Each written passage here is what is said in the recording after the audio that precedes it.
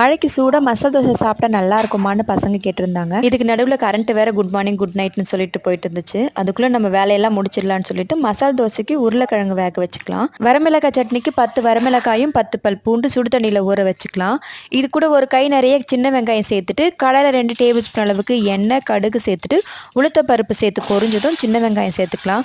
லைட்டாக இது வதங்கிட்ட பிறகு அதை அப்படியே மிக்ஸர் ஜாரில் சேர்த்துட்டு ஊற வச்சிருந்த பூண்டு மிளகாய் சேர்த்து நல்லா அரைச்சிக்கலாம். இது கூட நல்லெண்ணெயும் சேர்த்து கலந்து விட்டு சாப்பிட்டு பாருங்கள், டேஸ்ட்டு சூப்பராக இருக்கும். இப்போ உருளைக்கிழங்கு மசாலாவுக்கு 2 டேபிள் ஸ்பூன் அளவுக்கு எண்ணெய் சேர்த்துட்டு கடுகு உளுத்தம் பருப்பு வெங்காயம் பச்சை மிளகாய் இஞ்சி பூண்டு பேஸ்ட் சேர்த்து வதங்கினதும் 2 டம்ளர் அளவுக்கு தண்ணி மஞ்சத்தூள் உப்பு சேர்த்துட்டு வேக வச்ச உருளைக்கிழங்கு கொஞ்சமாக கடலை மாவு கரைச்சி தண்ணி கருவேப்பிலை கொத்தமல்லி சேர்த்து கொதிச்சதும் ஸ்டவ் ஆஃப் பண்ணிடலாம்.